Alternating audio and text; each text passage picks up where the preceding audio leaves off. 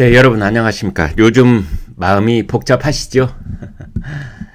현재 흘러가고 있는 대선 판도 뭔가 큰 변화들이 일어나고 있는 것 같기는 한데 지금 시기에 있어서 가장 핵심적인 포인트는 무엇인지 그리고 앞으로 어떻게 될 것인지 아마 걱정이 이만저만이 아니시고 마음도 그냥 심숭생숭하시고 그러시는 분들이 많으실 겁니다. 내 마음을 두고 있는 데가 정말 이게 올바른 곳인지 아니면 지금이라도 마음을 바꿔야 하는 것인지 그럴 수는 없지 이런 마음이신 거 저도 잘 알고 있습니다. 그런 상황 속에서 이제 어제 한국갤럽 여론조사가 나와가지고 여러분 이미 알고 계시지요. 이제 저희들의 관전 포인트는 한국갤럽 여론조사를 오늘 아침 신문들이 전부 다 일면 톱으로 대서특필하고 있는데요. 그 신문들은 그것을 어떻게 바라봤을까? 바로 이 점입니다. 어떻게 바라봤을까? 이제 거기에는 지금 상황 변화의 핵심이 표현되어 있다. 이렇게 볼 수 있고 앞으로 어떤 일이 전개될 것인지에 대한 전망이 또 거기에는 내재되어 있습니다. 그래서 먼저 중앙일보 톱 보여드리겠습니다. 이렇게 되어 있습니다. 잘 보이십니까?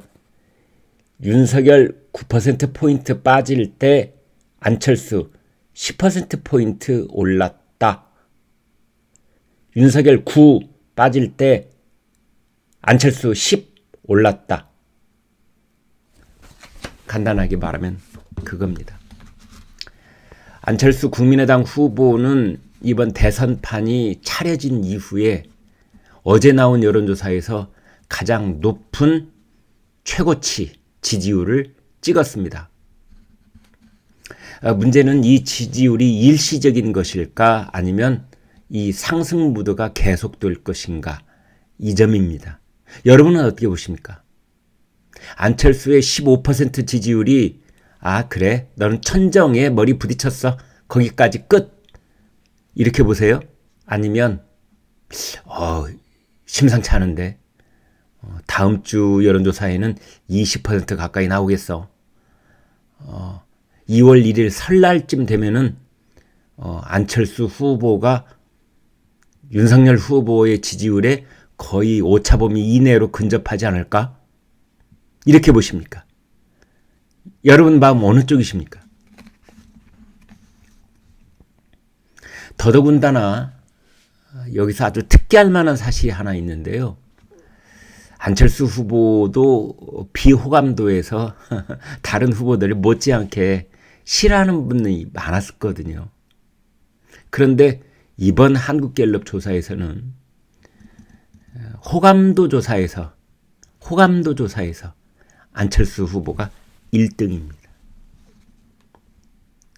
지지율은 높지만 호감도는 별로일 때가 있는데 그것은 이제 내가 그 후보 좋아하지는 않지만 그래 정권 교체해야 되니까 내가 찍겠어 이런 응답자들이 있었는데 안철수 후보는 그 사람도 괜찮고 그 사람이 대통령 되면 국정 운영도 제법 잘할 것 같아. 이 두 마음이 일치되는 경우죠. 호감도와 지지율. 이게 일치되면 탄력 상승세의 탄력이 붙는다. 이렇게 보는 건데 안철수 후보가 거기에 해당된다는 분석이 나오고 있습니다. 아무튼 이재명 후보는 36% 지지율, 윤석열은 26%, 안철수는 15% 이렇게 되어 있습니다. 36, 26, 15 이렇게 되어 있습니다. 앞자리가 다 틀리죠. 3, 2, 1. 그런데 선거일에 가까이 가면 갈수록 이 3, 2, 1은 더 벌어지지는 않고 조금씩 서로 가까이 가는 그런 현상이 벌어질 수가 있습니다. 아마 그 가능성이 제일 높을 겁니다. 그 이유 중에 하나는 이재명의 지지율이 꼼짝도 않고 있습니다. 이재명의 지지율은 30% 중반, 여기에 딱 묶여가지고 발목이 딱 잡혀가지고 오르지도 내리지도. 아마 이재명 속으로 답답할 겁니다. 이재명 캠프도 이거 뭐 묘책 없을까 맨날 그러고 있을 겁니다. 다만 윤석열의 지지율이 곤두박질 쳐서 갑자기 이렇게 내리막길, 노골적으로 표현해 본다면 김건희 씨를 포함한 가족 리스크 하나, 그 다음에 이준석이 원흉이죠. 김종인, 이준석이. 본인들은 뭐 잘해보려고 그랬는지는 몰라도 요즘은 속마음까지도 의심하게 돼요. 정말 잘해보려고 그랬을까? 어찌됐건 김종인, 이준석 두 사람이 결정적인 요인으로 이 지지율을 끌어내리고 있습니다. 아무튼 우연의 일치인지 아닌지 윤석열에서 빠진 9%포인트가 그대로 안철수한테 가서 10%포인트 상승, 이렇게 된 겁니다. 뭐 이건 부인할 수 없는 과학적 통계 수치로 딱 나와 있습니다. 이제 안철수의 15%가 유지가 되고 상승 탄력을 받게 되면, 그렇습니다, 여러분. 단일화해 이런 국민적 여론이 매우 거세질 수 있다고 봅니다. 그러면은 여러분 이렇게 됩니다. 참 이 재밌는 현상인데요. 윤석열 후보는 쫓기는 사람, 동시에 쫓는 사람. 그러니까 이재명 후보의 지지율을 이제 가서 잡아야 되거든요. 그 다음에 돌아보면 안철수가 등 뒤에 와 있습니다. 그러니까 윤석열 후보 입장에서는 앞사람을 빨리 따라잡아야 되고 뒷사람을 떼어놓아야 되고, 이런 데서 보면 샌드위치는 정확하게 아니죠. 양쪽에서 눌러야 샌드위치인데 한쪽은 따라잡고 한쪽은 떼어놓아야 되니까 정확하게 샌드위치는 아니지만, 아무튼 앞뒤로 압박을 받는 그런 상황이다. 그것의 이제 결정적인 결과로 단일화를 위해서 누가 먼저 전화를 하느냐, 이겁니다. 참 재미나죠? 전화를 누가 거는지 이제 두고 보십시오. 윤석열이 안철수에게 거는지, 안철수가 윤석열에게 거는지. 본인들 아니래도 그 바로 참모들이 전화를 할 때에도 누가 누구에게 전화를 거는지, 그 점을 보시면은 대선 판도가 어떻게 되겠구나. 지금 그 윤석열 후보 캠프의 핵심 인사들, 안철수 캠프의 핵심 인사들은 자기들 나름으로 뭐 여론조사도 하고 다 하고 있습니다. 거기에서 지금 판세를 어떻게 분석하고 있구나. 누가 먼저 전화 거는지 보십시오. 단일화 얘기가 곧 나올 겁니다. 또 하나 핵심 포인트는 2030 세대입니다. 이른바 MZ 세대라고 하는 18세, 29세, 20대 표심이라고 할 수 있죠. 여기에서 보면은 이재명이 24, 안철수가 23, 윤석열이 10, 이렇게 되어 있습니다. 20대 청년들만 따라 떼어놓고 보면은 이재명과 안철수는 23, 24, 뭐 거기서 거기 도찐개찐 이렇게 되어 있는데, 한참 뒤처진 윤석열만 10으로 되어 있는 겁니다. 20대 표심에는 뭐 부동층도 많고, 그 다음에 철저하게 자기 이익과 관련해서 계산을 하는 이제 그런 사람들이 몰려있는 스윙 보터가 가장 많이 모여있는 그 유권자층이 20대라는 거 아닙니까? 그래서 20대의 그 표심이 중요하다고 보는 건데, 거기에서 윤석열이 꼴찌를 사뭇 툭 떨어진 상태로 하고 있다. 그 다음에 30대 보면은 30대에도 안철수가 18. 그래서 3주 전보다 14%포인트나 이렇게 치솟은 겁니다. 로켓처럼. 안철수는. 그 다음에 윤석열 후보는 2%포인트 뒷걸음을 쳤습니다.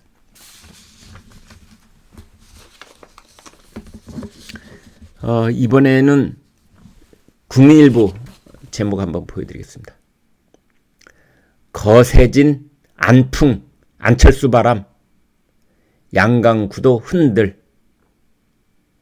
삼강구도가 될 가능성이 매우 높아졌다 이런 거죠. 거세진 안철수 바람. 지금 세 사람 사진 나와 있죠. 왼쪽부터 이재명, 윤석열, 안철수. 불과 얼마 전까지만 해도요. 신문에 사진이 2장밖에 안 실렸습니다. 이재명, 윤석열. 그런 불이익이 계속됐었는데도 불구하고 이제 신문이 세 사람 사진을 나란히 실을 수밖에 없습니다. 자, 이런 상황인데요. 여기에 이 선거 전문가들의 분석을 좀 들어보도록 하겠습니다. 신율 명지대 정치외교학과 교수가 이렇게 말했습니다. 호남에서 안철수 지지율이 오르는 것을 봤을 때 단순히 윤석열의 실책으로 인한 반사이익이라고 보기는 어렵다. 일시적인 현상이 아닐 가능성이 크다. 신율 교수는 이렇게 봤습니다. 이제 그렇기 때문에 지금 이제 발등에 불이 떨어진 후보는 윤석열 후보. 네. 윤석열 후보입니다. 이거 부인할 수 없습니다. 그래서 이제 홍준표 의원한테 부랴부랴 가서 만나서 인사도 했다고 그러고 뭐 밥도 먹었다고 그러고 새해 인사도 했다고 그러고 다음 주에 홍준표 후보 만난다고 그러죠. 이제 그런 일들이 진행이 되는 겁니다. 국민의힘 쪽에서는 지금 속이 달아 있습니다. 안 후보 지지율이 10% 후반대로 치고 올라오면 단일화는 피할 수 없는 상수가 된다. 변수가 아니라 상수가 된다. 그건 꼭 해야 될 일이 되고 마는 것이다. 이런 겁니다. 15%를 찍었는데 그것이 17, 19 뭐 이렇게 나오기 시작하면은 단일화 이제 본격화될 겁니다. 단일화 논의가요. 이준석 대표도 이렇게 말했습니다. 2, 3주 이내에 여론이 후보 단일화 논의에 불을 지필 텐데 단일화에서 꼭 이겨야 합니다. 2030 지지층이 이탈한 상황에서 냉정하게 안철수 후보의 존재는 당의 존립에 큰 위협이 되고 있습니다. 그런 겁니다. 2, 3주 이내에 그것은 바로 설날을 기점으로 우리는 안철수에게 추월당할 수도 있다. 그 원천적인 힘은 2030 세대에서 나올 것이다. 추월당하는 순간 국민의힘이라고 하는 정당의 존립 자체가 위태로워진다. 안철수 후보가 그런 얘기 했었죠. 정계 개편하겠다. 국민의힘에서도 합리적 개혁 그런 세력들은 나에게 올 것이다. 지금 그런 얘기를 하고 있지 않습니까? 그것이 바로 정당의 존립이 위협받을 수도 있다는 윤석의 실토인 겁니다. 자, 이제 이런 상황인데 그러면 안철수 후보는 뭐냐? 단일화 디귿자도 못 꺼내게 합니다. 선을 딱 긋는 거죠. 아쉬운 것은 윤석열, 안철수는 지금 표정관리 그리고 일로 매진 이겁니다. 윤석열 후보가 만나자면 못 만날 이유는 없다.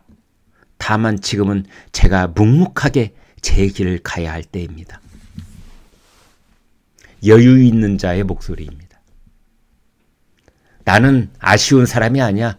목마른 놈이 먼저 우물을 파겠지. 이겁니다. 그래, 윤석열 후보가 어떻게 제안을 해오느냐에 따라서 내가 설날 이전에 윤석열 후보를 만날 수도 있고 제안이 뭐 팀이 하면은 몰라 나는 오픈된 상태. 나는 이재명도 만날 수 있고 심상정도 만날 수 있고 김동연도 만날 수 있고 윤석열인들 못 만나겠어? 이재명인들 못 만나겠어? 오픈 상태로 가는 겁니다. 옵션을 다 오픈해 놓는 거죠. 윤석열이 만나자고 그러면 못 만날 이유는 없지 뭐. 그런데 나는 지금 내 갈 길을 가는 거야. 묵묵하게. 이게 안철수 후보의 입장입니다. 당연히 그래야죠. 제가 안철수라도 그렇게 하는 겁니다. 지금은 왜 단일화를 얘기하겠습니까? 주가가 한참 상승하고 있는데 M&A 협상을 지금 한다? 천만의 말씀입니다. 주가가 최고점을 찍을 때 그때가 설날쯤이 될지 이후가 될지 언젠지는 모르지만 더더군다나 M&A를 할 때 우리 회사로 해. 내 회사 이름으로 해. 저쪽은 석열 주식회사, 이쪽은 철수 주식회사. 둘이 딱 합칠 때 그 새로 탄생하는 회사 이름은 철수 주식회사야. 옛날에는 뭐 석열 주식회사로 당연한 것처럼 그렇게 얘기를 했었는데 천만의 말씀, 이제 철수 주식회사야. 그렇게 얘기를 하고 있는 것이지요.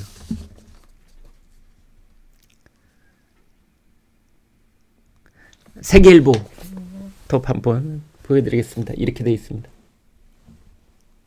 대선 3자구도 재편 양상. 윤석열, 안철수 단일화 변수로 부상했다. 그런 상황입니다. 윤석열, 안철수 단일화 변수 부상했다. 저쪽에서는 단일화가 상수라고 그랬죠. 말이야 뭐 어떻게 되든 단일화가 부상한 건 사실입니다. 그럼 민주당 쪽에서는 그 단일화 이슈를 어떻게 볼 것인가 이 점인데요. 대선에 출마했던 박용진 의원이 이렇게 말했습니다. 지각 변동의 에너지가 단일화의 쓰나미가 되어 우리에게 밀려들 수 있는 위험한 상황이다. 안민석 의원은 또 이렇게 말했습니다. 단일화 이벤트는 이재명에게는 큰 악재다. 그렇습니다. 민주당 쪽에서는 윤석열과 안철수가 합치는 것, 이게 민주당의 쓰나미가 된다. 쓰나미. 그래서 지금 이재명 후보 입장에서는 단 한시도 마음을 놓을 수가 없고, 왜 본인 스스로의 지지율이 올라가서 40%를 찍고 넘어서는 그런 상황이 전혀 아니고, 자신은 그냥 정체돼 있고 대신 윤석열 후보가 자꾸만 뒷걸음질 쳐서 9%포인트나 빠져나가고 안철수가 치고 올라오고 있는 상황인데, 이재명, 안철수 두 사람의 지지율을 합하면 그렇습니다. 40%가 넘습니다. 물론 민주당에서는 애써 이렇게 말을 하려고 그러죠. 윤석열 후보 지지했던 표가 빠져나간다고 그래서 그게 곧바로 안철수한테 가지는 않을 거야. 거꾸로 안철수를 지지했던 표가 단일화를 한다고 그래서 윤석열 쪽으로 단일화를 한다고 그래서 그 안철수 지지표가 고스란히 윤석열 쪽으로 오지는 않을 거야. 저 포도는 실 거야. 저 단일화 포도는 분명히 따먹어봤자 신맛일 거야. 이런 거랑 비슷한 거죠. 우연의 일치인지는 몰라도 윤석열 후보에 빠지는 지지율과 안철수 후보에 붙어있는 그 지지율이 똑같습니다. 9에서 10%포인트.